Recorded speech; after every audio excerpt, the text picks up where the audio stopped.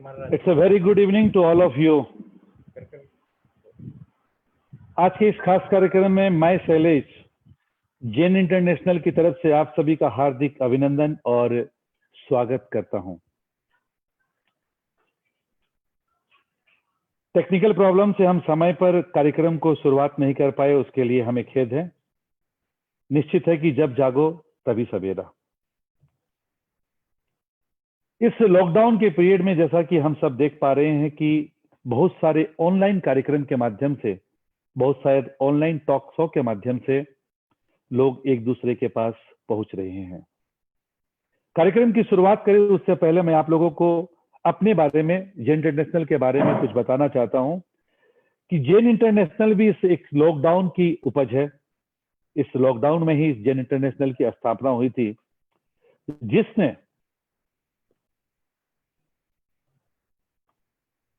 Online भजन प्रतियोगिता all India level पर करके अपना नाम और उदयमान सितारों को एक जगह दी, जिसमें हिंदुस्तान के जाने माने भजन सम्राट अनूप जलोटा भी इस कार्यक्रम में फाइनल में जुड़े और एक 750 लोगों के पार्टिसिपेंट्स ने इस प्रतियोगिता में अपनी सहयोगिता देकर, अपनी पार्टिसिपेंट देकर इस कार्यक्रम को सफल बनाया। जैन इंटरनेशनल एक डिजिटल प्लेटफॉर्म है और आने वाले दिनों में भी हम ऐसे ही डिजिटल प्लेटफॉर्म को उपयोग करते हुए कुछ न कुछ नया लेकर हिंदुस्तान की जानी मानी शख्सियत को जोड़कर उनका जो हुनर है, उनकी जो योग्यता है, उन्होंने जो अपने जीवन में पाया है, उनको आप तक पहुंचाने का जिम्मेवारी जैन इंटरनेशनल लेकर आ रही है। जैसा कि हम जानते हैं कि एक सुखी जीवन अगर हमें जीना है, सुखी जीवन अगर हमें बनाना है, तो सबसे पहले परिवार में खुशहाली होनी बहुत जरूरी है।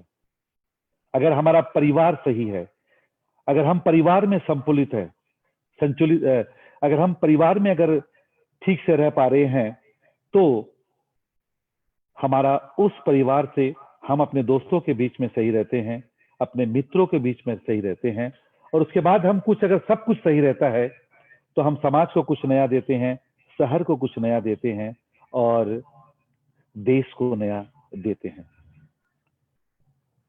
कार्यक्रम का नाम ही कुछ ऐसा है, रिश्तों का संसार। हमें हर क्षण पर रिश्ते बनाए रखना बहुत जरूरी है, चाहे वो काम वाली बाई हो, चाहे डिप्टी कमिश्नर हो, चाहे प्राइम मिनिस्टर हो, सबके साथ अपना संतुलित व्यवहार, संतुलित सोच और उनके साथ रिश्ता कायम करना जीवन की प्राथमिकता है। और यह सब तभी संभव हो पाता है जब हम अपने शब्दों को, अपने आचरण को, अपनी भावनाओं को सही रखते हैं और लोगों तक पहुंचाते हैं। दोस्तों, आज के इस कार्यक्रम में हमारे साथ हिंदुस्तान की जानी मानी एक ऐसी मोटिवेटर हमारे साथ जुड़ेगी जो हम सबको बताएगी रिश्तों का संसार के टॉपिक पर अपने अनुभव को वो संजोएगी।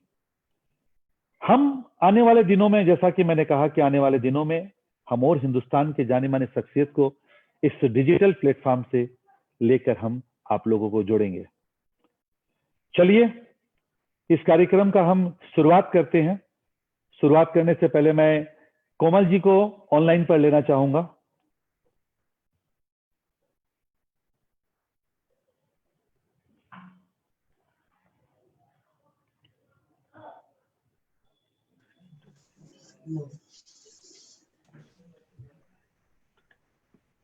नमस्कार कोमल जी। नमस्कार। कैसी हैं आप? मैं अच्छी हूँ, बिल्कुल। आप कैसे हैं? बस हम बढ़िया है। आपको सुनने के लिए हम, बोलिए। नहीं, मैं कह रही थी सभी को मेरा जय जिनेंद्र। जय जिनेंद्र, जय जिनेंद्र सभी को। बबीता, कोमल जी सभी को जय जिनेंद्र कह रही है।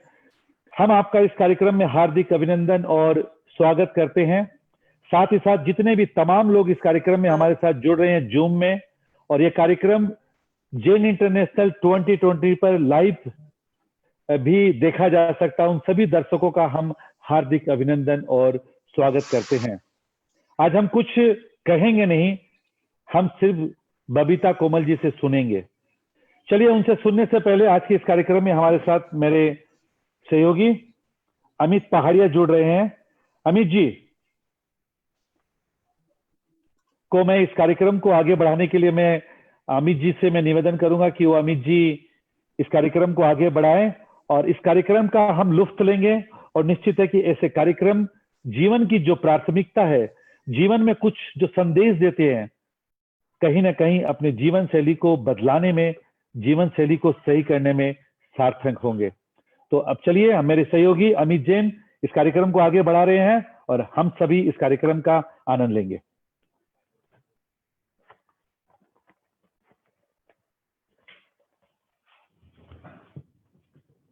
जय जिनेन्द्र। जैन इंटरनेशनल के इस कार्यक्रम में मैं अमित, अपने साथी शैलेश, पंकज जैन, हेमंत जैन, अजय जैन और अमित पाटनी के साथ आप सभी का स्वागत करता हूं। जिंदगी हमें मिली है कुछ देने के लिए, और जैन इंटरनेशनल भी यही चाहता है कि कोरोना की इस महामारी के दौरान हमारा संगठन विभिन्न प्रतिभाओं के माध्यम से आप लोगों तक कुछ ऐसी बातें पहुंचा पाए, कुछ ऐसे टिप्स दे पाए, कुछ ऐसे कार्यक्रम पहुंचा पाए जिससे हम सभी के बीच में पॉजिटिव सकारात्मकता आएगी और हमारा जीवन खुशहाल बनेगा। ठीक इसी कड़ी में हमारा आज का कार्यक्रम रिश्तों का संसार, यानी पारिवारिक संबंध में मधुरता। सब कोई चाहते हैं कि हमसे सब प्यार से बात करें और उसके बदले में हम क्या देने को तैयार हैं। बिना किसी को दिए बिना कुछ मिलने की आशा रखना काफी बेवकूफ़ी कही जाएगी। तो कार्यक्रम को हम आगे बढ़ाएंगे, उससे पहले जैन इंटरनेशनल जो भी दर्शक मौजूद हैं उनसे अनुरोध करता है कि अपने परिवार के सभी लोगों को अपने साथ बिठाएं, विशेषकर पुरुष वर्ग को, जिनके बिना एक परिवार नहीं चल पाता है। महिलाएं दिन भर घर में रह के सबको जोड़ती है और अथक प्रयास करती है कि घर सुचारू रूप से चले। पुरुष भी करते हैं, लेकिन दोनों जब साथ मिलकर इस कार्यक्रम को देखेंगे, बबीता जी को सुनेंगे, तब इस कार्यक्रम की सार्थकता होगी। आज के इस कार्यक्रम में बहुत से लोगों ने फॉर्म फिलअप किए, जिसमें भारतवर्ष के लगभग हर राज्य के लोग जुड़े हैं और उन्होंने हमसे कई सवाल भी किए हैं। कार्यक्रम शुरू करने से पहले मैं एक और बात कहना चाहता हूं कि आज के दौर में मैनेजमेंट की पढ़ाई में हम लाखों रुपए खर्च करते हैं, जिसमें ह्यूमन रिसोर्स को कैसे मैनेजमेंट किया जाता है, यानी मानव संपदा को हम लोग कैसे मैनेज करते हैं, उसके बारे में हम पैसे दे के सीखते हैं। लेकिन ये शिक्षा हमें अपने घर पे भी मिलती है। आज जब कोरोना के दौरान पूरा परिवार घर पे है, बिजनेसमैन अपने घर पे है, बच्चे जो बाहर पढ़ने गए थे वो अपने घर पे है, और सब साथ में खुशहाल जीवन जीने की चाह में लगे हुए हैं। तो अपने घर की मानव संपदा को हम किस तरह से विकसित कर पाए, किस तरह से अपने बीच खुशहाली रह पाए, आज के कार्यक्रम में हम ये जानेंगे। हमारे साथ विभिन्न महिला संगठन की पदाधिकारी जुड़ी है। हमारे साथ डॉक्टर मृदुला जैन शामली उत्तर प्रदेश से भी जुड़ी है, जो भी पेरेंटिंग के मामलों में विशेषज्ञ है। साथ ही अन्य गण्यमान्य हस्तियां जुड़ी है। कार्यक्रम शुरू करने से पहले मैं श्रीमती बबीता कोमल जैन का इंट्रोडक्शन आपके सामने कराना चाहता हूं। बबीता जी का जन्म राजस्थान के सीकर डिस्ट्रिक्ट में हुआ था। उनके पिता का नाम सुरेश जैन और माता का नाम कोमल है, और उनके नाम से आप समझ पा रहे हैं कि बबीता कोमल जैन यानी माता के नाम को उन्होंने जोड़ के रखा है। उनका विवाह हमारे असम के नलबारी में आशीष कुमार जैन के साथ हुआ था। और बबीता जी वर्तमान में स्टोरी मिरर की हिंदी संपादिका है। वो अपने ब्लॉग में लगातार कहानियां लिखती रहती हैं। उनके वेबसाइट का नाम है babitakomal.in।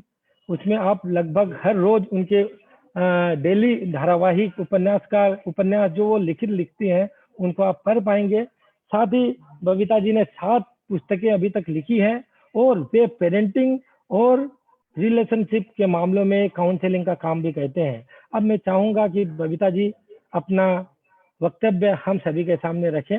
Babita ji, over to you.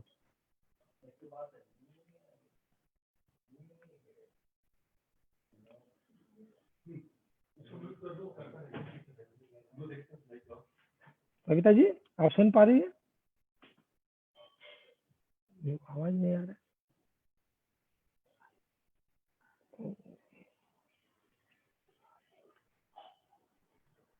एक सेकेंड।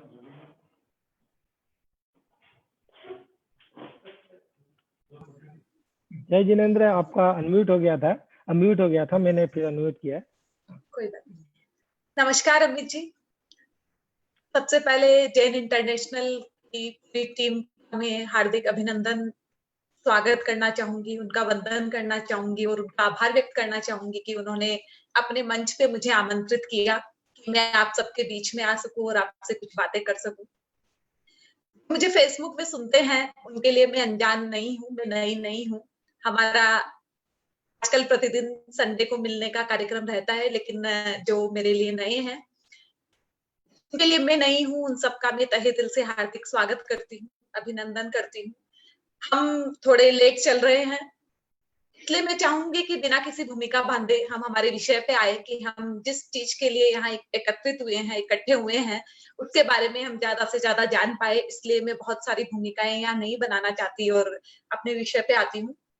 हमारा विषय रिश्तों का संसार।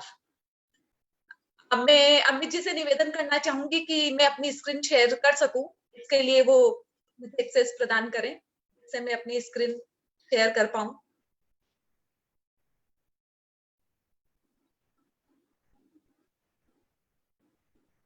परिवार की जब हम, हाँ जी अमित जी। हाँ, मैं आपका स्क्रीन शेयर का ऑप्शन ऑन कर रहा हूँ। हाँ, आप ऑन कर दीजिए।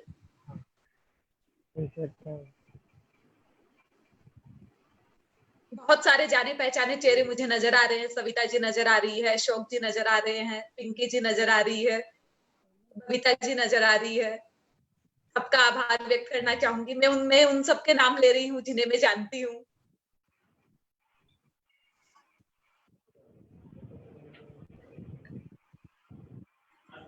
चलिए हम शुरू करते हैं।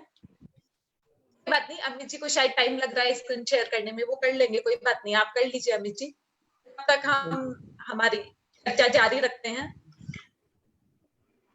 रिश्तों की जब हम बात करते हैं तो हम सबसे पहले कहते हैं कि ये जो दुनिया है, समाज है, ये पूरी की पूरी दुनिया रिश्तों पर ही टिकी हुई है। रिश्तों के बिना हम न इस समाज की कल्पना कर सकते हैं, न इस दुनिया की कल्पना कर सकते हैं, क्योंकि हर कोई किसी न किसी से रिश्तों के साथ बंधा हुआ है। जैसा कि हम कहते भी है, जब हम रिश्तों की बात करते हैं तो परिवार की बात आती है और समाज की बात आती है तो सबसे पहले परिवार आता है, क्योंकि समाज की सबसे छोटी इकाई जो है वो परिवार है।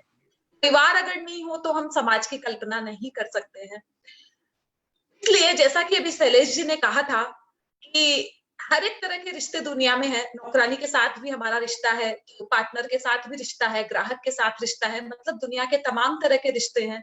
और मेरा ऐसा मानना है कि दुनिया के हर एक रिश्ते को समझने के लिए अगर हम केवल परिवार के आपसी रिश्तों को समझ ले, उन रिश्तों की समझ हमारे भीतर तब जाए, उन रिश्तों को हम बहुत बेहतर तरीके से समझ ले, मुझे लगता है कि हम सभी तरह के रिश्तों को बहुत ही आसानी से समझ सकते हैं। और इसकी शुरुआत मुझे लगता है होती है हमारे घर से, और हमारे घर का एक बहुत अहम, बहुत खास रिश्ता जिसकी मैं सबसे पहले बात करना चाहूंगी, और वो रिश्ता है सास और बहू का रिश्ता।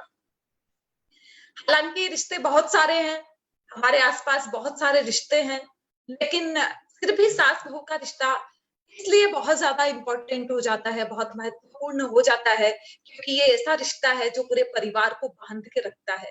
कहा जाता है कि जिस घर के अंदर सास और बहू की आपस में बनती है, वहां के बाकी सारे रिश्ते अपने आप ही बहुत प्यार और मोहब्बत से भरे हुए हो जाते हैं। उन रिश्तों में कोई दिक्कत नहीं होती, कोई परेशानी नहीं होती, वो सभी रिश्ते बड़ी आसानी से चलते रहते हैं। आज हमारे पास बहुत सारे प्रश्न आए हैं। उन प्रश्नों में सास और बहू की आपसी अनबन के प्रश्न बहुत आम हैं, और ये सास बहू के रिश्तों का जो झगड़ा है ये सदियों से चला आ रहा है। और जब भी लड़ाई झगड़े की बात आती है तो सबसे पहले सास बहू का नाम आ जाता है, और आप में से भी सबके चेहरों पे मेरी बात सुन के स्माइल आ गई है। हम बात करेंगे कि ये जो आपसी रिश्ते हैं इनमें इतना मनमुटाव होता क्यों है। हम इसलिए समस्या पे बात करेंगे क्योंकि जब तक हमें समस्या नहीं पता, हम समाधान की राह तक नहीं बढ़ सकते हैं। इसलिए मेरी कोशिश हमेशा होती है कि हम सबसे पहले समस्या तक पहुंचे, हम समस्या की जड़ तक जाए कि कारण क्या है। क्योंकि होता ऐसा है कि ना सास ऐसा चाहती है झगड़ा हो, ना बहू ऐसा चाहती है झगड़ा हो, फिर भी दोनों में आपसी अनबन होती है। तो इसके कारण क्या है, हम पहले समस्याओं पे बात करेंगे। मुझे लग रहा है कोई टेक्निकल प्रॉब्लम आ रही है। शैलेश जी और अमित जी शायद इसको सॉल्व करने की कोशिश कर रहे हैं, कोई बात नहीं है। हम बिना स्क्रीन शेयर किए बिना हमारा कार्यक्रम आगे बढ़ाते हैं, तब तक हो सकता है कि एक मिनट। वो शेयर। हाँ, स्क्रीन शेयर करने के लिए ना आप जब रिक्वेस्ट करेंगे तो मेरे पास अप्रूवल आएगा और मैं अप्रूव कर दूंगा। आप स्क्रीन शेयर करने की कोशिश कीजिए, अप्रूवल एक आएगा। मेरे पास लिखा हुआ आ रहा है कि host disable to screen share. मेरे पास एक सिक्योरिटी यहाँ पे। बोलो तो बोलो। सर आपके पास नीचे यहाँ पे एक सिक्योरिटी का ऑप्शन आएगा ना, जहाँ पे पार्टिसिपेंट्स, चैट, रिकॉर्ड, रिएक्शंस का सब कुछ आता है। हाँ हाँ, शेयर स्क्रीन। हाँ, तो उसमें अलाउ स्क्रीन शेयर पे आप टैप कर अलाउ देंगे तो हो कीजिए, जाएगा। अलाउ कीजिए आप। ठीक है, आप चेक ओके कीजिए। सर, हो गया, थैंक यू। हाँ, वेलकम। ओके, चलिए अभी आप मेरी स्क्रीन देख पा रहे होंगे, चलिए कोई बात नहीं है, मैं आपको नजर आती रहूंगी हाँ। और मेरी स्क्रीन भी आपको नजर आती रहेगी। हम पहुंचते हैं आगे। हम बात कर रहे थे सास बहू के रिश्तों की, और जैसा कि मैंने कहा, जब शादी होती है तब सास और बहू के रिश्ते बहुत अच्छे होते हैं। इन लोगों का रिश्ता ऐसा रिश्ता होता है जैसे माँ बेटी का रिश्ता हो, क्योंकि जो बहू होती है वो इस उम्मीद के साथ आती है कि उन्हें सास के रूप में माँ मिलेगी, और सास भी शायद कहीं ना कहीं ये सोच रही होती है कि वो अपनी बहू को बेटी की तरह रखेगी। जैसा कि हम स्क्रीन में देख पा रहे हैं, शादी के 4 दिन बाद कैसा रिश्ता होता है और शादी के 4 साल बाद कैसा रिश्ता हो जाता है, और ये ऐसा रिश्ता क्यों होता है, इसके बारे में जानने के लिए हम आगे बढ़ते हैं और हमारी अगली स्लाइड में देखते हैं कि रिश्तों के अंदर इतनी जो दिक्कत आती है वो किस लिए आती है। Next slide. मैं चाहूंगी कि अगर आप भी इनमें से किसी भी समस्या से रूबरू हो रहे हैं, आपको दिक्कत हो रही है, तो आप जो, इसलिए मैंने आप सबके लिए ये स्क्रीन बनाई है कि आप इसका स्क्रीनशॉट लेके रखिए, तो आप भी मेरी टॉक फिनिश हो जाएगी, उसके बाद में भी जब आप इन पॉइंट्स को देखेंगे, इनको समझने की कोशिश करेंगे, तो आपको लगेगा कि सच में ये कारण है और इनसे हम बचे तो हमारे रिश्ते बहुत गहरे और बहुत अच्छे हो सकते हैं। मैंने अपना पहला मनमुटाव का कारण मैंने लिखा है, वो है दोनों का अपना अपना पूर्वाग्रह।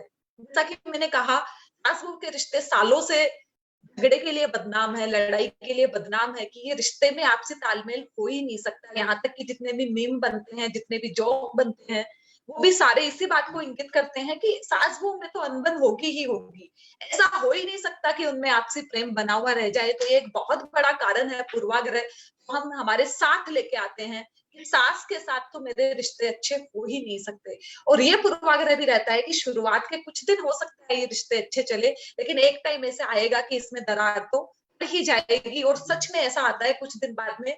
पूर्वाग्रह एक बहुत बड़ा कारण होता है। हम इस पूर्वाग्रह से निकल के बाहर निकले तो शायद हम इस रिश्तों में सुधार कर सकते हैं। और दूसरा कारण होता है असीमित अपेक्षाएं। दोनों को एक दूसरे से बहुत सारी अपेक्षाएं होती है, और जब अपेक्षा की उपेक्षा होती है तब क्या होता है ये हम सब जानते हैं कि अपेक्षाएं भी बहुत बड़ा कारण है जो सास बहू के रिश्तों के अंदर तनाव पैदा करती है। तीसरा कारण है असुरक्षा की भावना, जो शायद बहू को कम होती है लेकिन सास को बहुत ज्यादा होती है, क्योंकि जो बेटा शादी के पहले केवल उनका हुआ करता था, शादी होते ही वो बेटा पत्नी के साथ भी खुद को बांटने लगता है, उसकी जिम्मेदारी अपनी पत्नी के लिए भी बढ़ जाती है। तो ये भी एक कारण इनके रिश्तों में तनाव पैदा करता है।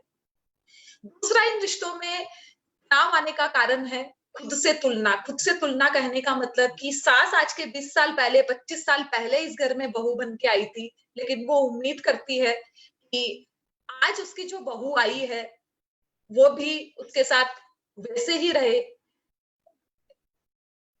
वो भी उसके साथ में वैसे ही रहे, वैसे ही बर्ताव करे जैसा वो किया करती थी। वो अगर 5 बजे उठती थी तो बहू भी उठे।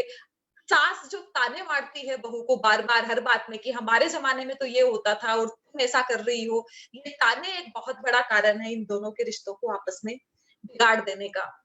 अगला जो इसका कारण है वो है 2 पीढ़ियों का अंतराल, जो कि मुझे लगता है कि हर एक रिलेशन में कहीं ना कहीं ये कारण बहुत प्रमुखता से आएगा, बहुत मुख्यता से आएगा।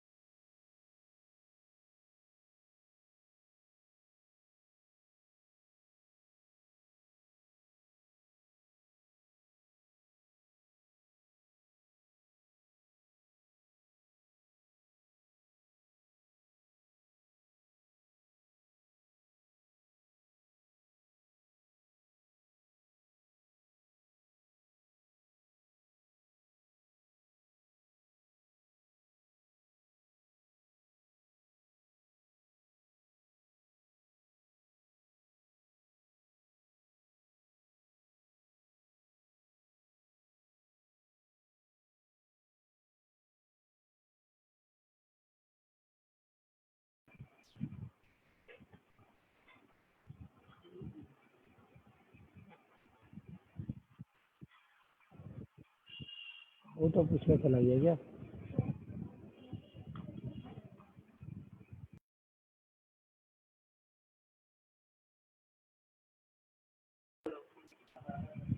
पहले इन लोगों को बोल देता है।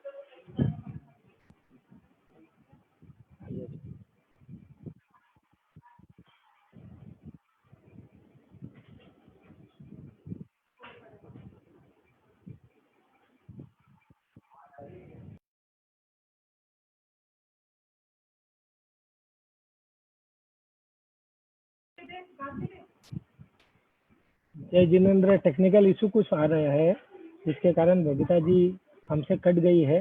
वापस से वो ज्वाइन होगी 2 मिनट के अंदर में, तब तक आप लोग इंतजार कीजिएगा।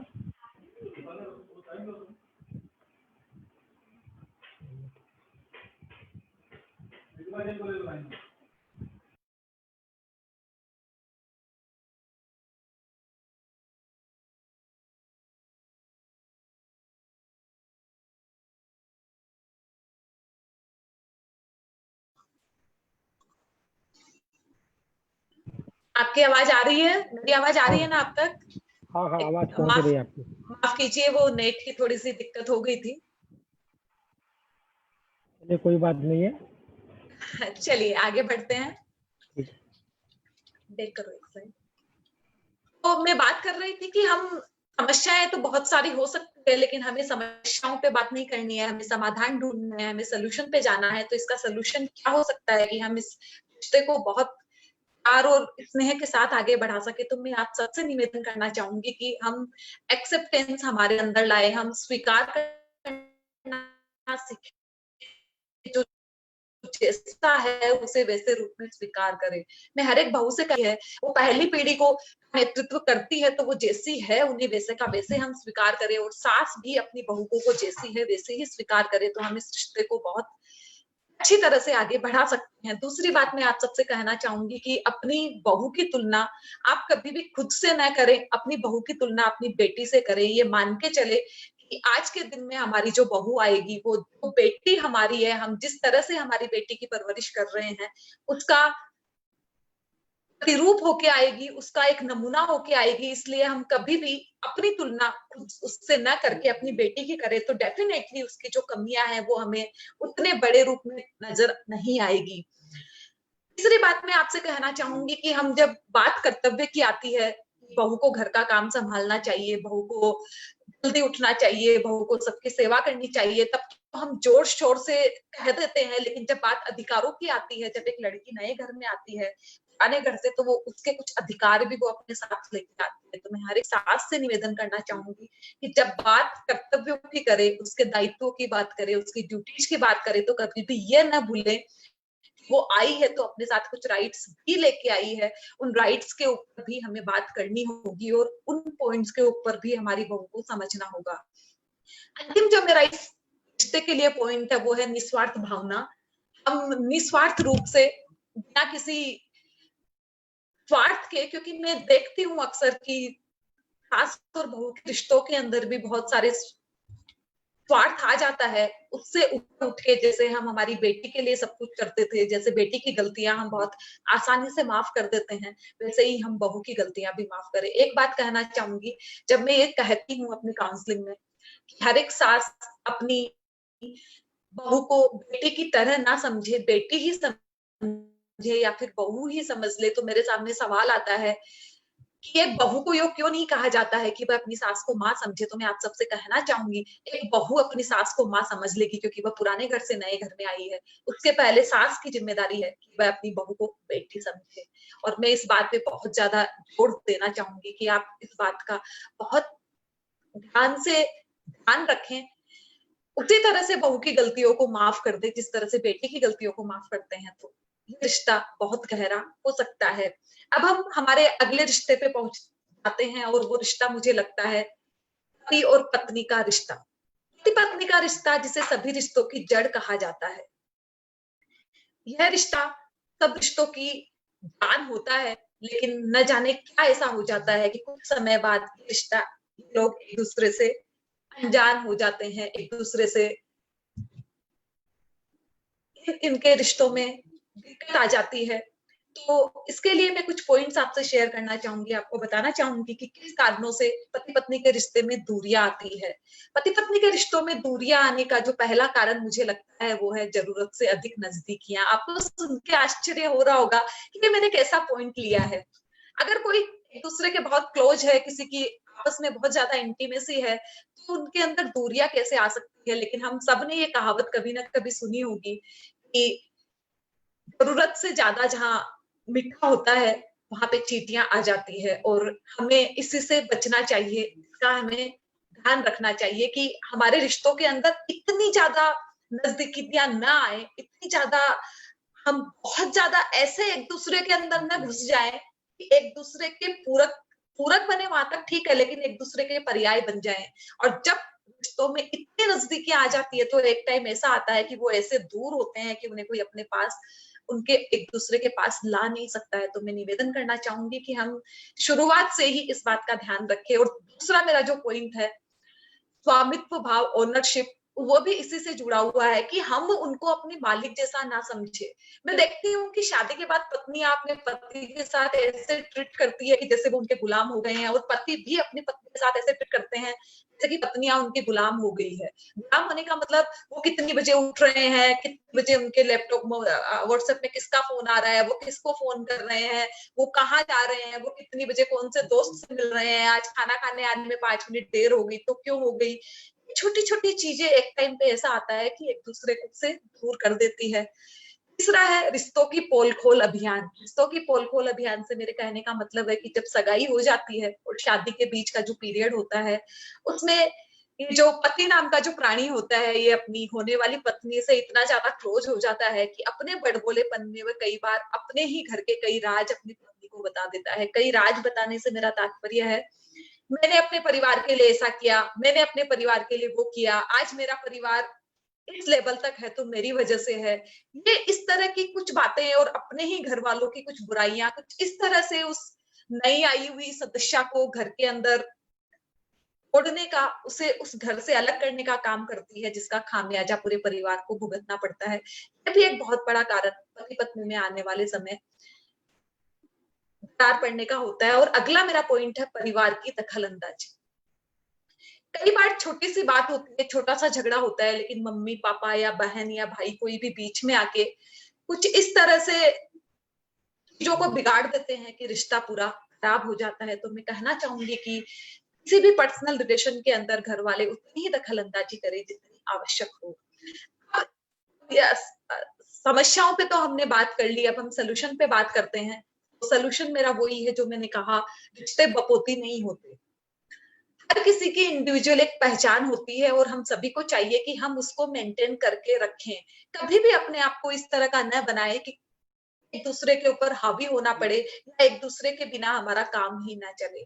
पति पत्नी हो सकते हैं हम, हमारा आपस में बहुत प्रेम मोहब्बत प्यार का रिश्ता हो सकता है, लेकिन फिर भी हम एक नहीं है, हम दो हैं, और ये हमें कभी भूलना नहीं चाहिए। दूसरा मेरा पॉइंट है सभी रिश्तों का सम्मान। हर एक पत्नी को भी चाहिए और पति को भी चाहिए कि वो अपने रिश्ते में उनके आसपास के जितने भी रिश्ते हैं उनको पूरे सम्मान की नजर से देखे। कई बार ऐसा होता है कि जब एक लड़की नए घर में आती है, बाकी सबको तो वह पराया समझती है और पति केवल उसे अपना लगता है। पति के साथ वह ऐसे व्यवहार करती है कि बस वो ही उसका सब कुछ है और बाकी घर वाले उसके अपने नहीं है, और यहीं से प्रॉब्लम शुरू होती है। तो मैं लड़कियों से स्पेशली कहना चाहूंगी वे हर एक रिश्ते का सम्मान करें। हम लड़कियों के जीवन में दो परिवारों को संभालने की सजाने की जिम्मेदारी है, और उसे हम बहुत अच्छी तरह से निभा सकते हैं क्योंकि ईश्वर ने हमें ये क्वालिटी देके भेजा है। और जब हमें देके भेजा है तो हमें डेफिनेटली इसका अपमान नहीं करना चाहिए और सभी रिश्तों को बहुत प्यार से संभालना चाहिए। अगला पॉइंट मैं कहना चाहूंगी कि पति पत्नी के जो रिश्ते हैं उनमें जो नोक-झोंक है उन्हें हम बहुत प्यार से बहुत अच्छे से घर में बैठ के हमारे कमरे में बैठ के सॉल्व कर सकते हैं। बहुत ज्यादा अगर जरूरत ना हो तो हम उन्हें सड़क पे न लाएं, हमारे कमरे के बाहर न लाएं और कमरे के अंदर हम समस्या का समाधान निकालें। मैं ये ऐसा इसलिए कह रही हूँ क्योंकि जब हमारी लड़ाई हो रही थी कुछ देर बाद हम तो एक जैसे हो गए, हमारे तो रिलेशन ठीक हो गए, लेकिन हमारी जो आपसी नोक-झोंक थी, बातचीत थी, उसकी वजह से जितना कुछ हमने एक दूसरे के लिए बोला और वो चीजें बाहर गई तो बाहर वालों के लिए वो ट्रेडमार्क बन गई और आने वाले समय में भी वो इसका हमारे खिलाफ इस्तेमाल कर सकते हैं। कोशिश हो कि हम निजी स्तर पे इनका समाधान तलाश लें। और मेरा अंतिम पॉइंट है, सम स्पेस दूर करे सभी कलेश। यहाँ पे मैंने अंग्रेजी और हिंदी का मिश्रण लिया है क्योंकि हम हिंदी अंग्रेजी वाले जमाने के लोग हैं। मैं कहना चाहूंगी कि रिश्तों में स्पेस बना के रखे, रिश्तों में नजदीकियां अगर लानी है, रिश्तों को बहुत क्लोज मेंटेन करके रखना है, या फिर ये कहना चाहूंगी मैं लंबा चलाना है, लंबी दूरी तय करनी है, हमारे लिए आवश्यक है कि हम रिश्तों में दूरियां बना के रखें, रिश्तों में एक गैप हम रखें, एक दूसरे के ऊपर हावी रिश्तों को ना होने दे। और ये बात केवल पति पत्नी के रिश्ते में ही नहीं है, मुझे लगता है दुनिया के हर एक रिश्ते में आवश्यक है कि कुछ गैप हो, कुछ स्पेस हो। वो सास बहू का रिश्ता हो, वो दो भाइयों का रिश्ता हो, दो बहनों का रिश्ता हो, जितना ज्यादा हम रिश्तों में स्पेस मेंटेन करके रखेंगे उतने ही हम ज्यादा एक दूसरे से क्लोज होते चले जाएंगे। और मेरा अगला रिश्ता है जिससे मैं बात करना चाहूंगी, वो रिश्ता है देवरानी जेठानी का रिश्ता। देवरानी जेठानी, कहते हैं जब देवरानी जेठानी में प्यार होता है तो भाइयों में प्यार बना रहता है, ऐसा कहा जाता है। और मैं इस रिश्ते को डिस्कस करते हुए ये कहना चाहूंगी कि इस रिश्ते में देवरानी से ज्यादा जेठानी का रोल बहुत अधिक महत्वपूर्ण हो जाता है, क्योंकि वो घर में पहले आती है और उसकी देवरानी उसके बाद आती है। और अगर ये रिश्ता तालमेल में न बैठ पाए तो ऐसा होता है कि प्रतिदिन का घर में बवाल प्रारंभ हो जाता है, फिर तो बेलन ही घर में चलते हैं। और ये बेलन अगर दिखाई न भी दे, ये अदृश्य बेलन, इनविजिबल तो होते हैं, जो बेलन तो नहीं दिखते हैं, लेकिन उनकी जो चोट आती है, उनकी जो भनक जो होती है, वो रिश्तों को बहुत तार-तार कर देती है, बहुत ही घर के अंदर घर का माहौल पूरा बिगाड़ देती है। तो मैं इस रिश्ते में आपसे अब कुछ बातें करना चाहूंगी। देवरानी जेठानी के रिश्ते में जो सबसे बड़ी प्रॉब्लम आती है वो होती है जलन की प्रॉब्लम। एक अगर थोड़ी कम पढ़ी लिखी है, एक थोड़ी ज्यादा पढ़ी लिखी है, एक में कुछ अलग टैलेंट है, दूसरी में कुछ अलग टैलेंट है, ये दोनों एक दूसरे से कब जलने लग जाती है, कब इनमें जेलस की फीलिंग आ जाती है, इनको पता ही नहीं चलता। इसकी वजह से इनके रिश्ते में बहुत मनमुटाव आता है। और दूसरा कारण है, जेठानी आज के 4 साल पहले इस घर में आई थी, 5 साल पहले आई थी या 10 साल पहले आई थी, तब उसे जो सुविधाएं मिली थी, जैसे कि आज मैं एक किस्सा आपसे शेयर करूं, बात बताऊं। एक केस आया था मेरे पास कुछ दिन पहले काउंसलिंग के लिए, और उस केस का विषय था, जेठानी को ये दिक्कत थी, वो जब शादी होके आई थी उसकी सास ने उससे साड़ी पहनवाई थी, वो 10 साल से साड़ी पहन रही है, और जिस दिन देवरानी शादी होके आई उसके दूसरे दिन से ही उसे साड़ी पहनना अलाउड कर दिया, और ये उसके तनाव का कारण था।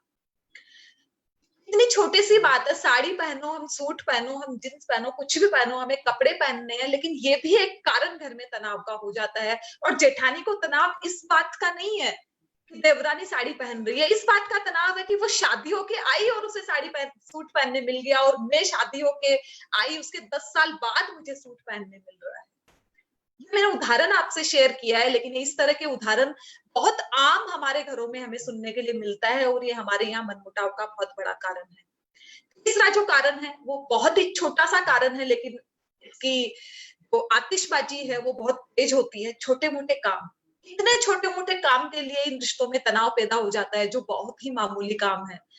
हॉल की डाइनिंग तुमने साफ नहीं की, तुम्हें साफ करनी थी। पंखा हॉल का गंदा पड़ा है, मम्मी के रूम की चद्दर बदलनी है, मैं बदल रही हूँ हमेशा, तुम नहीं बदलती हो। मतलब बहुत छोटी छोटी चीजें, इनका से देखा जाए तो कोई महत्व नहीं है, लेकिन फिर भी हम इन चीजों के लिए झगड़ लेते हैं आपस में। और चौथा और जो बहुत महत्वपूर्ण कारण है वो है दहेज। आप बोलोगे दहेज देवरानी जेठानी के रिलेशन में किस तरह से प्रभाव डालता है, तो मैं आपसे कहना चाहूंगी, दहेज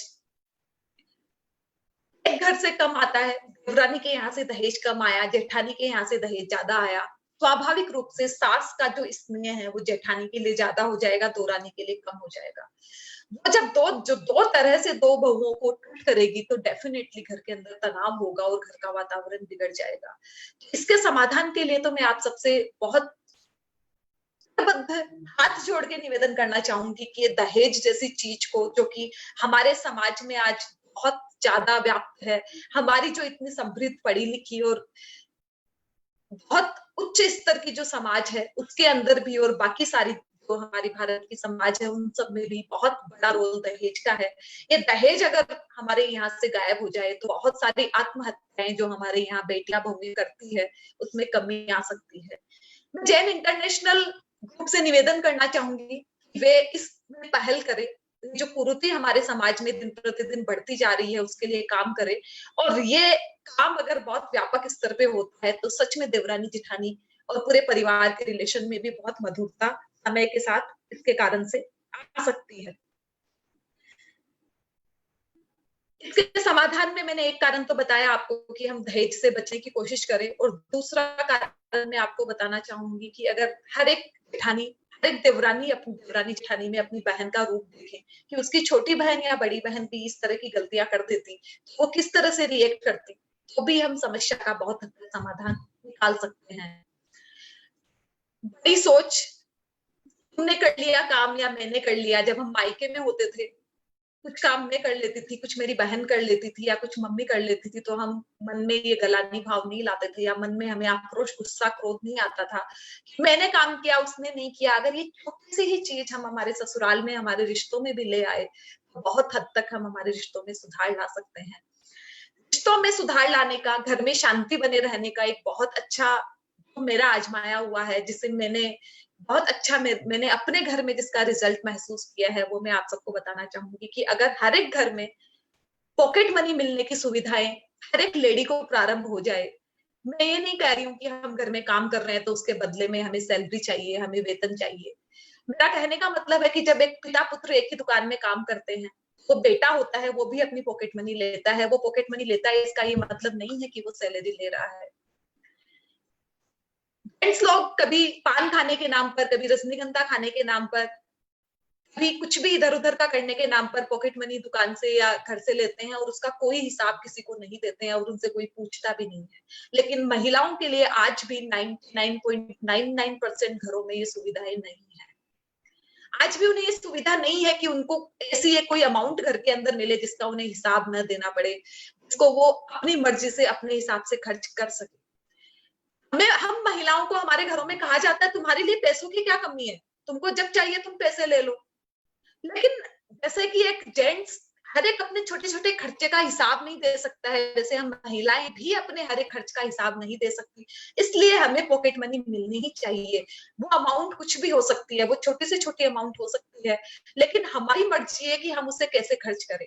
अगर हमें हर महीने हमारी पॉकेट मनी मिल रही है, हमारे घरों में जो चोरी छिपे सामान आता है, पियर का बोल के, ससुराल के पैसों से पियर का जो सामान आता है, और आने वाले समय में जिसकी वजह से घर में झगड़े होते हैं, से बहू पैसे लेके जाती है अपने पति से और मायके जाती है, मायके से जो सामान लाती है उसको ससुराल के पैसे से लाएगी, लेकिन ससुराल में आके मायके से लाया हुआ बताएगी। ये परंपरा हमारे यहाँ खत्म हो सकती है, और वो खत्म तब हो सकती है जब हमारे यहाँ पॉकेट मनी मिलने की सुविधा हो।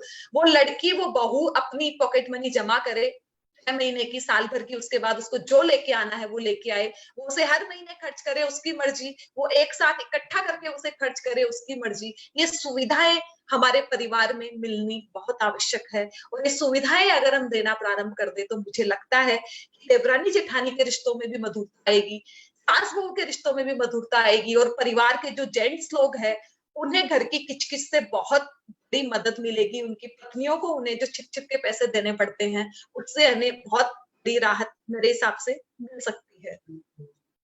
अब हम आगे के रिश्ते पे चर्चा करते हैं। हमारा आगे का रिश्ता है ननद भाभी का रिश्ता। ननद भाभी 2 घरों में भी रह सकती है और एक घर में भी रह सकती है। ये भले कैसे भी रहे, लेकिन ये परिवार के लिए बहुत अहम होती है, और जब इनका झगड़ा आपस में शुरू हो जाए तो घर में एक ट्रायंगल बनता है। एक ट्रायंगल पति के साथ बनता है जिसमें जेंट्स लोग पिसते हैं, और एक ट्रायंगल सास के साथ बनता है इसमें सास पिसती है कि वो बेटी की तरफ बोले कि बहू की तरफ बोले। पति तो बेचारा सबसे अधिक पिसता है, और जितने भी जेंट्स लोग मुझे सुन रहे हैं उन्होंने कभी ना कभी इस बात को महसूस किया होगा कि जब बहन और पत्नी की बात आती है तो उन्हें कितनी दिक्कत होती है कि वो किसका पक्ष ले और किसका ना ले। रिश्तों में मनमुटाव आने का जो पहला कारण है वो है भाई या पति पर अधिकार। दोनों उस एक बेचारे इंसान में बेचारा बोलना चाहूंगी यहाँ, क्योंकि कभी कभी मुझे लगता है कि महिलाओं की लड़ाई में पुरुष बहुत बुरी तरह से पिसीज जाते हैं। ये भी एक वैसी ही लड़ाई है जहां पुरुष बहुत बुरी तरह पिसीजते हैं। और दूसरा इसका कारण है माँ द्वारा चुगली। माँ बहू की, अपनी ननद भाभी की बातें अपनी बेटी से, मतलब उसकी ननद से चुगली के रूप में बताती है, और इसकी वजह से भी कई बार बहुत मनमुटाव होते हैं। ननद दूसरे स्थान पे है, भाभी यहाँ पे है, लेकिन ननद का फोन आया अपनी माँ से बात करने, और ननद पूछती है फोन पे भाभी क्या कर रही है, और माँ बोलती है सोई पड़ी है अभी तक। अब उसके सोने का ये भी कारण हो सकता है कि उसकी तबीयत खराब है या और भी कोई कारण है, लेकिन सास पूरी बात नहीं बताती, आधी बताती है, और यहाँ से ननद भाभी के रिश्तों में टेंशन आना शुरू होती है। तो इससे भी हमें बचना चाहिए। एक कारण और है जो बहुत सारी भाभीयों के मुंह से मैंने सुना है, यहाँ तक कि बहुत सारे जेंट्स लोगों ने भी मुझे ये बात कही है। जेंट्स लोग इस तरह की शिकायत करते हैं तो सच में तकलीफ होती है मुझे। बहुत सारे जेंट्स लोगों ने, और हमारे समाज के जैन समाज के लोगों ने मुझे कहा है कि हम हमारी बहन के आने से दुखी हो जाते हैं, परेशान हो जाते हैं, और कारण पूछा क्यों, तो उन भाइयों का कहना था, उन भाभीयों का कहना था कि हमारी बहन जब आती है तो उसे ऐसा लगता है कि वो यहाँ से जितना बटोर के ले जाए उतना अच्छा। मतलब अपने मायके को एटीएम समझना, कि जितनी भी जरूरतें हमारे ससुराल की है हम हमारे मायके से पूरी कर ले। और कई घरों में तो ऐसा होता है कि भाभियां इसलिए नंदों के आने के नाम से चिढ़ जाती है क्योंकि ननदों को ऐसा लगता है कि अपने मायके से भर भर के लेके जाना उनका जन्मसिद्ध अधिकार है, और ये भी मनमुटाव का बहुत बड़ा कारण है। अगला जो कारण मुझे लगता है वो है ननद का अनावश्यक दखल। मैं ये नहीं कह रही कि ननद घर की सदस्य नहीं है, ननद बिल्कुल घर की सदस्य है, लेकिन अब उनका घर दूसरा हो गया है। इस घर में भाभी का जितना अधिकार है, भाभी को जितनी सहूलियत मिलनी चाहिए, या भाभी के जितने पावर इस घर में चलने चाहिए, भाभी की जितनी बातें इस घर में मानी जानी चाहिए, अगर वो नहीं मानी जाए और उसकी जगह दूर रहने वाली बेटी से सारे राय मशवरे किए जाए, उसकी राय को अधिक महत्व दिया जाए और बहू से कुछ पूछा ही न जाया जाए, तो डेफिनेटली रिश्तों में कटुता आएगी ही आएगी। इसलिए मैं कहना चाहूंगी कि इस बात का बहुत हद तक पुरुष वर्ग भी ध्यान रखें। कई बार ऐसा होता है कि पति भी अपनी पत्नी को इम्पोर्टेंस नहीं देता है, एक पिता अपनी बहू को इम्पोर्टेंस नहीं देता है, अपनी बेटी को इम्पोर्टेंस देता है। आज जब बहू थोड़ी सी नई है, उसके पास अधिकार कम है, वो बोल नहीं सकती, तब तो वो सब कुछ बर्दाश्त कर लेगी, लेकिन पासा पलटेगा।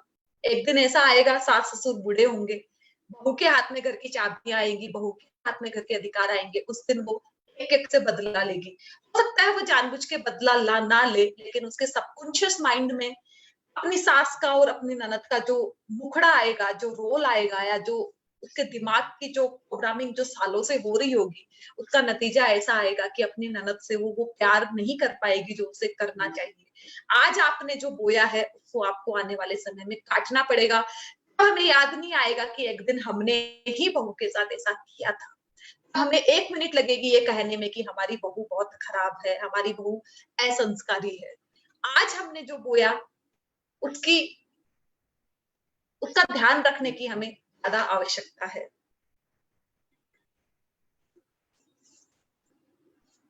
जो मैंने कहा, सारी नंदों से निवेदन करना चाहूंगी कि अपने मायके जाए, घूमने फिरने के लिए जाए, परिवार वालों से मिलने के लिए जाए, इस भावना के साथ कतई नहीं जाए कि वहां हम जाएंगे तो हमें बहुत सारी साड़ियां, बहुत सारे गहने और बहुत सारी हमारी जरूरत के सामान मिल जाएंगे। जितना कम आप वस्तुओं से प्यार करोगे, उतना आपका अपने भैया भाभी से और अपने मायके वालों से प्यार बढ़ता ही रहेगा।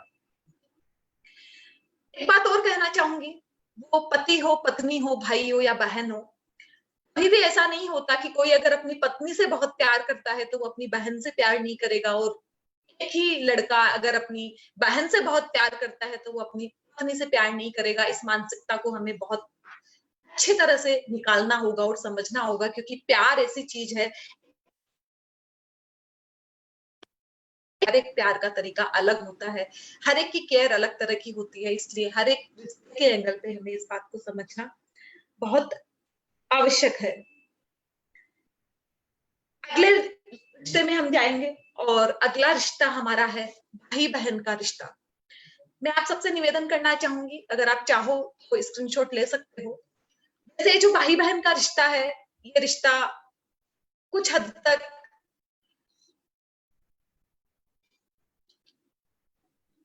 भाई बहन का रिश्ता कुछ हद तक, जो मैंने पहले रिश्ते की बात की, ननद भाभी का रिश्ता, उसी से मिलता जुलता है, इसलिए इसकी समस्याएं और इसके समाधान भी मिलते जुलते से ही है।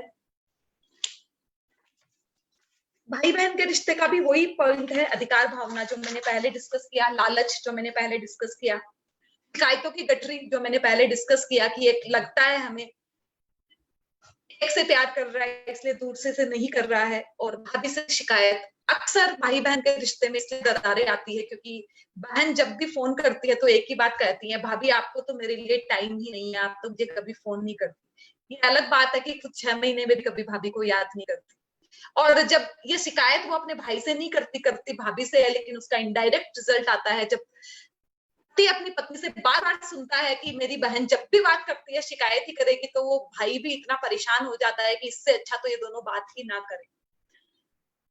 साइकोलॉजिकली इसका इफेक्ट आता है, इसलिए मैं कहूंगी कि रिश्ते बहुत कांच के जैसे होते हैं, रिश्ते धागे होते हैं, इन्हें बना के रखना बहुत मुश्किल होता है, लेकिन हम थोड़ी सी अगर सावधानी रखें, थोड़ा सा रिश्तों को संभालना सीख जाए, तो ये रिश्ते ही वो है जो हमें हमारी परवरिश करते हैं, हमें आगे बढ़ने में सहायता प्रदान करते हैं। इसलिए इस तरह की चीजें अपने रिश्तों में ना लाएं। इसके जो समाधान है वो भी कुछ वैसे ही है जो हमने पहले बात की, तो हमारी ननद भाभी के रिश्ते में थे, हमें बहुत सहज संबंध हमारे बना के रखने होंगे। रिश्तों के अंदर जो बहुत ज्यादा हमें एक दूसरे से अपेक्षाएं हैं उनको कम करना होगा। और नंदों से तो सच में कहना चाहूंगी मैं, क्योंकि जितने काउंसलिंग कैसे जाते हैं उसमें सबसे ज्यादा प्रॉब्लम अगर भाभियों को अपनी नंदों से है तो इसी बात की है कि वो अपने मायके को एटीएम समझती है। मैं नहीं कह रही कि सब ऐसी होती है, लेकिन मेरे पास जितने मैसेज आए हैं उनमें बहुत आयत से ये बात आती है, इसलिए मैं निवेदन करना चाहूंगी कि हम सहज रूप से हमारे मम्मी पापा से कुछ मांग करते होंगे कि हमारा उन पे अधिकार है, हमें मिलना चाहिए, लेकिन इस बात का तब भी हमें ध्यान रखना है कि ये अधिकार कहीं ऐसा रूप ना ले ले कि हमारे जो भैया भाभी है वो हमें बुलाने से ही कतराने लगे। तारीफ अक्सर मैं देखती हूँ कि भाभी कितनी भी अच्छी हो, ननद के मुंह से तारीफ के बोल नहीं निकलते, या ननद कितनी भी अच्छी हो, भाभी के मुंह से तारीफ के बोल नहीं निकलते। बहन की छोटी छोटी चीजों के लिए तारीफ करने वाली भाभी अपनी ननद की बड़ी बड़ी चीजों के लिए, बड़ी बड़ी उपलब्धियों के लिए भी अपना मुंह सिल लेती है, बंद कर लेती है। और ये भी एक बहुत बड़ा कारण है रिश्तों में दूरियां आने का, क्योंकि उसको भाभी को डेफिनेटली इस बात का एहसास होगा कि पूरी दुनिया मेरी इस उपलब्धि के लिए तारीफ कर दी, लेकिन मेरी ननद का फोन नहीं आया। और आप सोचिए कि ये बात छोटी सी है, लेकिन ये छोटी सी बात कितनी दूर तक जाती है, और इसका भी बहुत लंबा इम्पैक्ट आता है।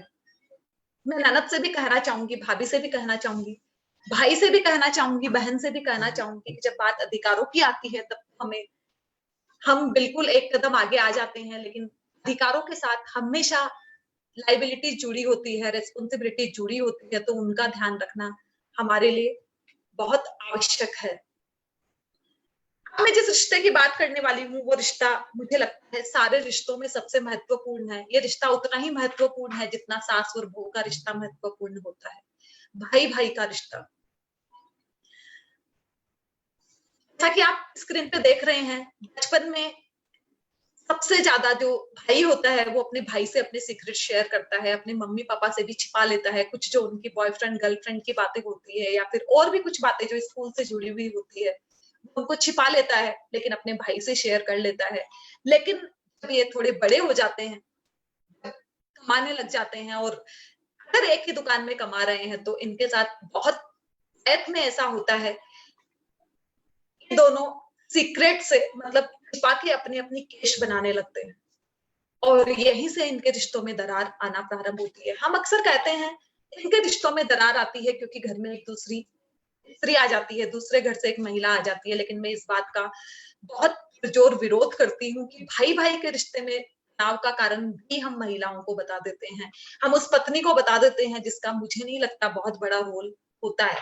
पता होगा, मैं नहीं कह रही हूँ बिल्कुल नहीं होता है, लेकिन 100% उसका रोल हो ऐसा मुझे नहीं लगता है। मुझे लगता है इसका कारण है सेल्फिशनेस। मानव सेल्फिश होता है, बचपन से उसकी आदत है या उसका स्वभाव है कि सेल्फिश उसके अंदर में है। इस बात को हम स्वीकार कर ले, ये भाई भाई का रिश्ता भी बहुत अच्छी तरह से हम निभा सकते हैं अगर हमें पहले से ही पता हो जैसे जैसे भाई का परिवार बढ़ेगा उसको भाई से ज्यादा अपने बच्चे प्यारे लगने लगेंगे। बात अगर सबको समझ में आ जाए तो हम बहुत हद तक इस रिश्ते के अंदर प्यार मोहब्बत बना के रख सकते हैं। दूसरा कारण है, किसी भाई को अधिकार ज्यादा मिलते हैं और किसी के कर्तव्य ज्यादा होते हैं और माता पिता इस बात को समझ ही नहीं पाते। कई बार माता पिता इस बारे में बहुत ज्यादा बड़ी गलती कर देते हैं कि एक के इससे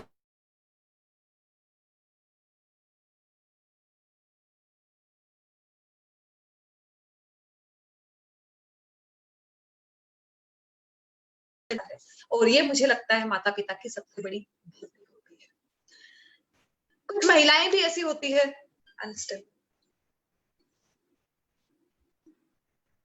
कुछ महिलाएं भी ऐसी होती है जो सच में अपने पति को उन्हीं के भाई के खिलाफ भड़काती है। तो मैं ये कहती हूँ कि कोई भी भाई जिसके साथ वो बचपन से रहा था, भला क्यों पत्नी की बातों में आके अपने ही भाई से रिश्ता खराब करता है। तो ये तो भाई की भी जिम्मेदारी है कि वह इन रिश्तों को बहुत प्यार से निभाए। इसका समाधान ये है कि ये रिश्तों की सबसे मजबूत कड़ी है, जिसपे बिजनेस भी टिकता है, परिवार भी टिकता है और आने वाले समय में समाज भी टिकती है। जॉइंट फैमिली इसी के ऊपर टिकती है। जिन घरों में भाइयों में झगड़ा होता है वहां जॉइंट फैमिली ज्यादा टूटती है, ना कि रानी जेठानी में झगड़े की वजह से टूटती है। हमने भी अक्सर ये देखा है। तो इस रिश्ते को संभाल के रखने की बहुत आवश्यकता है। यहाँ पे भी मैं वही कहना चाहूंगी कि अधिकार और कर्तव्य का सामंजस्य माता पिता को बहुत प्यार से करना चाहिए। और एक और जो बहुत महत्वपूर्ण विषय जो मुझे लगता है भाई भाई का प्यार बना रहने के लिए, माता पिता को सही समय पे बंटवारे का डिसीजन ले लेना चाहिए। आप कहोगे कि मैं परिवार को तोड़ने की बात कर रही हूँ, लेकिन मैं कहूंगी आपसे कि अगर माता पिता सही समय पे बंटवारे का डिसीजन ले लेते हैं तो उस परिवार से ज्यादा प्यार मोहब्बत रहती है, जो हम मार मार के अपनी जॉइंट फैमिली को चला रहे होते हैं और एक दूसरे से लड़ रहे होते हैं, मर रहे होते हैं, अंदर ही अंदर उनके बीच में तमाम तरह के समस्याएं चल रही होती है, लेकिन बाहर दिखाने के लिए वो खुश नजर आते हैं। इससे अच्छा तो हो कि वो अलग हो जाए और उसके बाद में बहुत स्नेह के साथ एक दूसरे के साथ रहे। अगले रिश्ते पे मैं आऊंगी और ये है बाप बेटे का रिश्ता। एक समय ऐसा होता है कि जब हम घर से लौट के आते हैं तो बच्चों को देख के हमारी थकान दूर हो जाती है, लेकिन एक समय ऐसा आता है उन्हें देखकर हमें तनाव हो जा रहा है। ये आप सबने ये महसूस किया होगा। बचपन में हम बच्चे की स्माइल देख के बहुत खुश हो जाते हैं, लेकिन जब बच्चे जवान होते जाते हैं और हम हमारे काम से लौट के आते हैं और पत्नी आते ही शिकायत करती है वो अभी तक घर नहीं पहुंचा है, वो कहीं बाहर है, आज उसे 5,000 रुपए चाहिए, आज उसके प्रिंसिपल सर का फोन आया था, वो उसकी कंप्लेन कर रहे थे, तो हम तनाव से भर जाते हैं कि बच्चे हमें इतना तनाव दे रहे हैं, ऐसा क्यों होता है। आइए इस पे भी हम बात करते हैं। इसका जो मेन कारण मुझे लगता है, जो पिता की तरफ से मुझे लगता है, वो लगता है कि एक पिता अपने बच्चे को सदैव बच्चा ही मान के रहता है कि वह बच्चा हमेशा बच्चा ही था या बच्चा ही रहेगा। इस बात से अगर हम बाहर निकले तो सच में हमें बच्चे के लिए वे डिसीजन भी गलत नहीं लगेंगे। और यहाँ पे भी वही बात है, हाँ ज्यादा मीठा वहां चींटियां। हम बच्चों के ऊपर अपना अधिकार समझते हैं, हम ऐसा समझते हैं कि वो हमारी बपोती है, कि ऐसा नहीं है। बढ़ती उम्र के साथ साथ उनकी अपनी डिजायर्स होती है, उनके अपने सपने होते हैं, उनके अपने दोस्त होते हैं। और तीसरा कारण है कि बाप बेटे का आपसी अहम बहुत जल्दी टकराता है, और इतना बहुत टकराता है जब वो एक ही दुकान पे, एक ही कंपनी में, एक ही बिजनेस में काम कर रहे हैं। और 2 पीढ़ियों का अंतराल यहाँ पे भी अपना रोल अदा करता है। इसका समाधान क्या हो सकता है? इसका समाधान ये हो सकता है कि हम हमारे बच्चों में दोस्त की छवि देखें, उनके भी अपने अधिकार होते हैं, इस बात को समझें। उनके जो कर्तव्य है, यहाँ पे भी मैं कहना चाहूंगी कि हम हमेशा राइट्स की बात करते हैं, जब अपनी बात हो, दूसरों की बात हो तो ड्यूटीज चिल्लाते रहते हैं। जो अधिकार और कर्तव्य का सामंजस्य है, हमें हर एक स्तर पे करना चाहिए। हम हर एक स्तर पे इसका सामंजस्य बिठाएंगे तो डेफिनेटली हम बहुत अच्छी तरह से रिश्तों को समझ पाएंगे, और अहम को भी हमें हमारे जीवन से दूर करना होगा। अहंकार, अहम, ईगो हमारे जीवन में नहीं होगा तो बहुत अच्छी तरह से हम रिश्तों को समझ पाएंगे। और इसी का दूसरा प्रतिरूप है माँ और बेटे का रिश्ता। इसके आगे का जो रिश्ता है, जैसे पिता पुत्र का रिश्ता, वैसे ही माँ और बेटे का रिश्ता। तो ये बच्चे छोटे होते हैं तो हमें हमारी संतान में पूरी दुनिया दिखती है, और एक समय वो आता है पूरी दुनिया की खामियां हमें केवल और केवल हमारी एक संतान में ही नजर आने लगती है। इसके कारण क्या है? इसका कारण फिर वही है, असुरक्षा की भावना। एक माँ को बहुत असुरक्षा होती है जब बेटे की बीवी आ जाती है। स्वाभाविक जलन उसे होती है कि वह अपनी बीवी को ज्यादा टाइम देने लग गया, मुझे कम टाइम दे रहा है। जरूरत से अधिक बकौती समझना एक कारण होता है, और बच्चों को वही कारण है कि बच्चों को हमेशा बच्चा ही समझते हैं। जो पिता पुत्र के रिश्ते में समस्याएं हैं वो ही माँ और बेटे के रिलेशन में समस्याएं हैं, लेकिन उसमें एक मुख्य समस्या अलग जो है वो है असुरक्षा की भावना। एक पिता को कम असुरक्षा की भावना होती है एक माँ के कंपेयर में। तो इसका समाधान हम कैसे निकाल सकते हैं? उसके लिए वैसे तो ये पेरेंटिंग का विषय है, पेरेंटिंग पे मैं बात करती हूँ तो बहुत विस्तार से इस पे चर्चा करती हूँ, लेकिन उसके केवल एक पॉइंट पे मैं आपसे बात करना चाहूंगी कि हम बच्चे से हर किसी के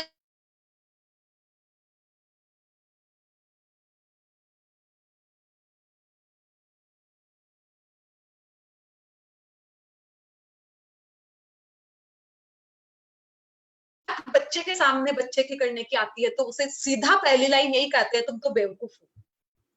बात ही हमारी वहीं से शुरू होती है, तुम तो बेवकूफ हो, तुम्हारे अंदर तो अकल ही नहीं है। और ये अकल ही नहीं है का जो कंसेप्ट है, ये बच्चों को हमारी नजरों में तो गिराता ही गिराता है, उसके सेल्फ कॉन्फिडेंस को भी कहीं ना कहीं डगमगा देता है। तो मैं हर एक माँ से निवेदन करना चाहूंगी कि वो अपने बच्चे के साथ ऐसा ना करे। दूसरा पॉइंट मैं कहना चाहूंगी, जैसा कि मैंने पहले भी कहा, फिर कहना चाहूंगी कि अगर कोई पत्नी से ज्यादा प्यार कर रहा है तो वो माँ से प्यार नहीं करेगा। इस कंसेप्ट को दिमाग से निकाल देना बहुत आवश्यक है। बड़ी सोच रखना वो हर एक रिश्ते में आवश्यक है, और हमें इस रिश्ते में भी रखनी चाहिए। और एक चीज मैं कहना चाहूंगी आप सबसे कि हमें ऐसा लगता है कि हम सतयुग में पैदा हुए थे और ये बच्चे कलयुग में पैदा हो गए। इस मानसिकता से हमें निकलना चाहिए। हमारे बच्चे हमसे केवल 20, 25, 30 साल ही छोटे हैं, और इतने सालों में दुनिया बहुत इधर की उधर नहीं हो गई है, क्योंकि दुनिया का जो इतिहास है वो हजारों साल पुराना है।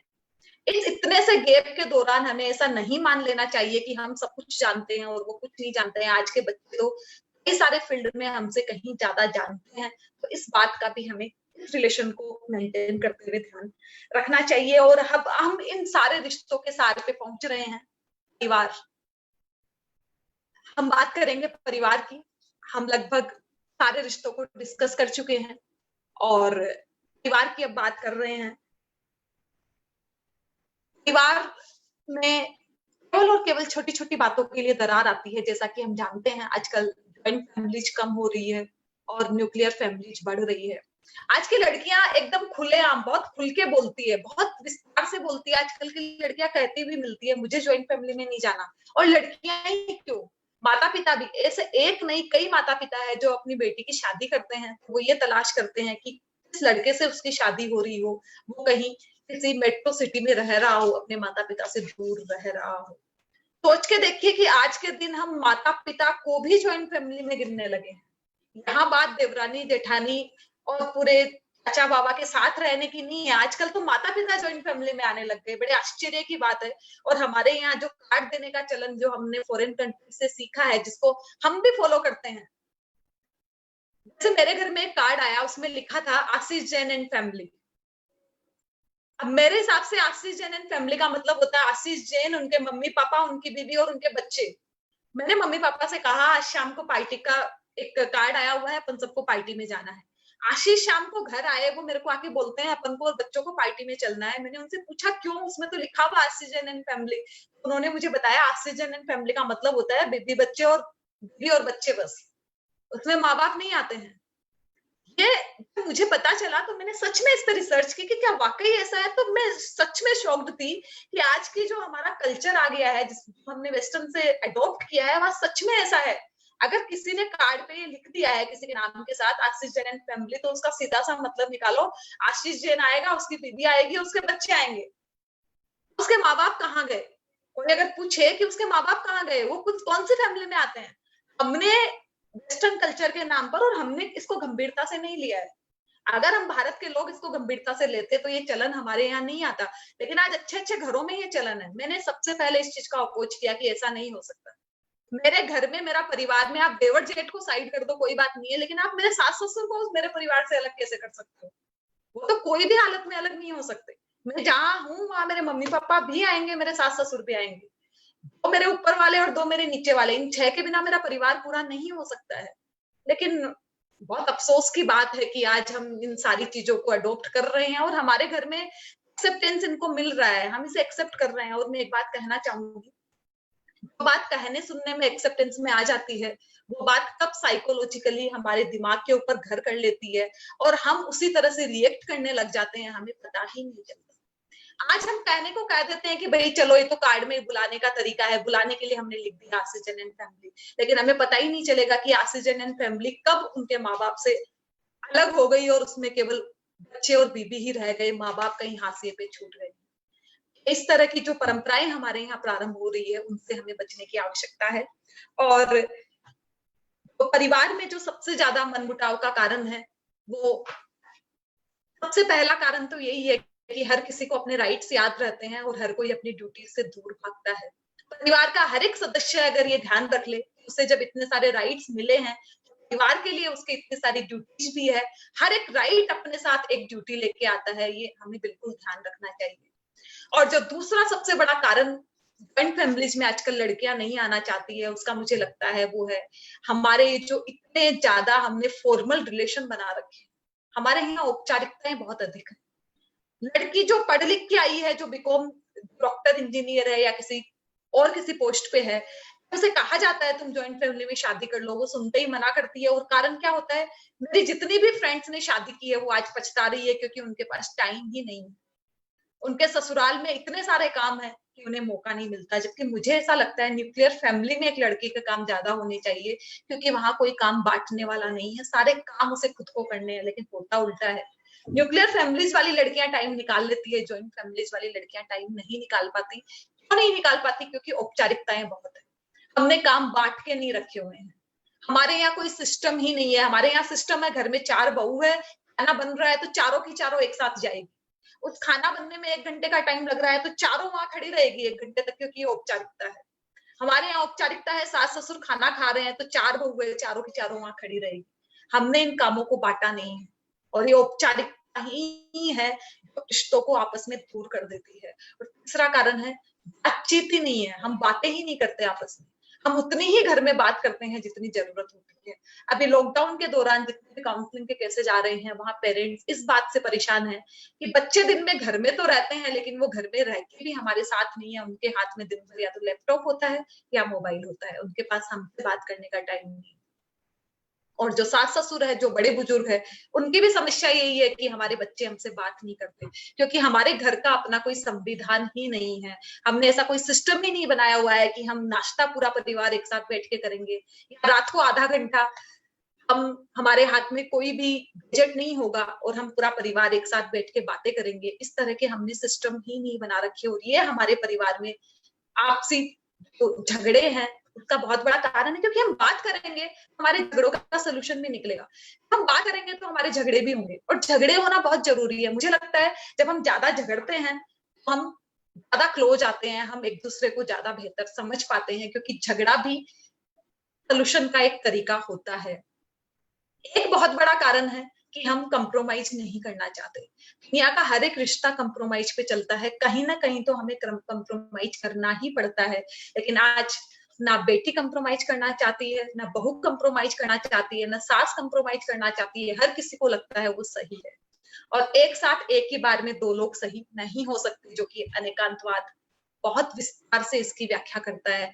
हमें हमारा अनेकवाद कहता है कि एक ही बात के कई सारे पक्ष हो सकते हैं।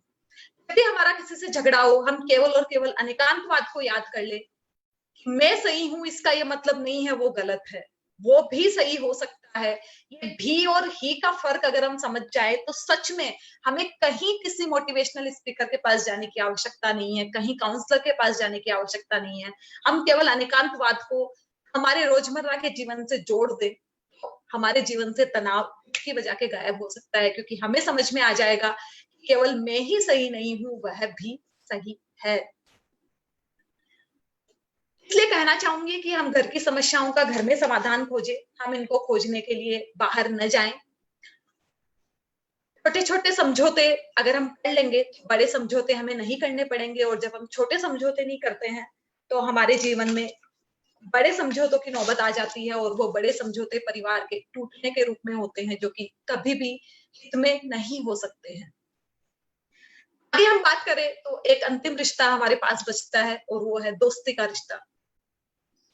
बचपन में जब दोस्त होते हैं तो एक दूसरे के लिए जान देते हैं, लेकिन जब ये बड़े हो जाते हैं तो इनमें दूरियां आ जाती है। इसका कारण होता है कि तो सबसे ज्यादा अनौपचारिक रिश्ता दुनिया का होता है वो दोस्ती का रिश्ता होता है। मैं आप सबसे आज एक बात कहना चाहूंगी, हम दोस्ती में रिश्तेदारी न तलाशे। दोस्ती रिश्तेदारी में बदल जाती है तो दोस्ती पे घुन लग जाते हैं, दोस्ती खराब हो जाती है। लेकिन जब हम रिश्तेदारी में दोस्ती तलाशने लगते हैं, हमारे रिश्तों में हम दोस्त की तलाश कर लेते हैं, या हमारे हर एक रिश्ते में हमें दोस्त मिल जाता है, तो हमारे रिश्ते उतने ही प्रगाढ़ हो जाते हैं। इसलिए मैं आपसे कहना चाहूंगी कि हम दोस्ती में रिश्तेदारी को न लाएं, लेकिन हमारी रिश्तेदारी में दोस्ती को हम अवश्य लाएं, अवश्य लाएं, अवश्य लाएं। जितनी ज्यादा दोस्ती हमारी रिश्तेदारी में होगी, उतने ही हमारे रिलेशन प्रगाढ़ होते चले जाएंगे। और अब मैं अंतिम तो हमारा समाज का रिश्ता है, समाज के रिश्ते से आज हम जुड़े हुए हैं। हम एक दूसरे से बातें कर रहे हैं, एक दूसरे से बात कर रहे हैं, क्योंकि ये भी एक सामाजिक रिश्ता है। जैन इंटरनेशनल एक मंच है, समाज का एक मंच है, उसके जरिए मैं आपसे बात कर रही हूँ, आप मुझसे जुड़े हो, मैं बोल पा रही हूँ, आप मुझे सुन पा रहे हो। ये समाज ही है जो हमें जिंदा रखती है। आज जब लॉकडाउन चल रहा है, जूम ऐप के द्वारा, गूगल मीटिंग के द्वारा, फेसबुक लाइव के द्वारा बहुत सारे लोग हैं जो चाह रहे हैं कि समाज एक साथ जुड़ी रहे, या समाज में तनाव ना आए, लोगों को ऐसा ना लगे कि वो घर के अंदर कैद है। अगर हम इतने सारे इन सारे के सारे सोशल मीडिया से न जुड़े होते तो शायद हम में से अब तक बहुत सारे लोग तनाव में आ चुके होते, बहुत सारे लोग डिप्रेशन में आ चुके होते, क्योंकि घर में केवल 2, 4, 5 लोगों को देख के अब तक वो थक चुके होते। इस रिश्ते के बारे में मैं केवल इतना ही कहना चाहूंगी कि जब हम स्वार्थहीन रिश्तों में ले आते हैं, समाज के साथ भी हमारे रिश्ते टूट जाते हैं। हमारा अहंकार हमें समाज के रिश्तों को तोड़ने में बहुत अहम योगदान दिखाता है। जब हम किसी की तरक्की को देख के जलते हैं तो क्या पता उसकी तरक्की तो बाधित होती है, नहीं होती है, लेकिन हमारी तरक्की की राहें जरूर टूट जाती है, क्योंकि ये लॉ ऑफ अट्रैक्शन है जो हमें कहता है हम जैसा सोचते हैं वैसा ही होता है। और एक दूसरे की चुगली के लिए भी हम सामाजिक रिश्तों में बहुत दूरियां ले आते हैं। मैं एक बात आप सबसे कहना चाहूंगी, समाज और परिवार में फर्क होता है। परिवार समाज की डेफिनेटली इकाई है, लेकिन परिवार छोटा होता है, समाज बड़ा होता है। तो परिवार में जो रूल लागू होते हैं वो समाज में नहीं होते, और जो समाज में लागू होते हैं वो परिवार में नहीं होते। दोनों की अपनी अपनी मर्यादाएं हैं। जितना निस्वार्थ भाव से सेवा भाव करता है, उसको जो आता है, वो उस फील्ड में आके अगर समाज के हित में कार्य करे तो किसी भी देश को, किसी भी समाज को, किसी भी संस्कृति को या किसी भी संप्रदाय को आगे बढ़ने से कोई भी रोक नहीं सकता। आप देखिए कि जिन संप्रदायों में एक दूसरे से मिलने मिलाने की, एक दूसरे को आगे उठाने की परंपराएं ज्यादा है, उस समाज में उतनी ही कम गरीबी है, उतना ही कम वहां पे टॉलरेंस है, उतनी ही कम वहां पे दिक्कतें हैं। तो मैं कहना चाहूंगी कि समाज के रिश्ते को हम बना के रखें और आपस में एक दूसरे से इसी तरह से जुड़े हुए रहें। हमने कुछ बातें आज आपसे की रिश्तों के बारे में, रिश्तों को समझने की हमने कोशिश की। सवाल मेरे पास आए हुए हैं, मैं पहले उनको लेने की कोशिश करूंगी। सवाल लेने के पहले मैं शैलेश जी से इजाजत चाहूंगी। शैलेश जी कुछ कहना चाहते हैं? हेलो, हाँ, जय जिनेंद्र। एक बार फिर सवाल हम लोग लेंगे। उससे पहले हमारे साथ जुड़ी हुई हैं उत्तर प्रदेश शामली डिस्ट्रिक्ट से डॉक्टर मृदुला जैन। डॉक्टर मृदुला जैन भी पेरेंटिंग मामलों में विशेषज्ञ है, और हाल ही के दिनों में उन्होंने 2500 स्मार्ट गर्ल एक उनका ट्रेनिंग प्रोग्राम है, उसमें 2500 लड़कियों को ट्रेनिंग दी है, जिससे पेरेंटिंग के लेसन दिए हैं, जिनसे बच्चे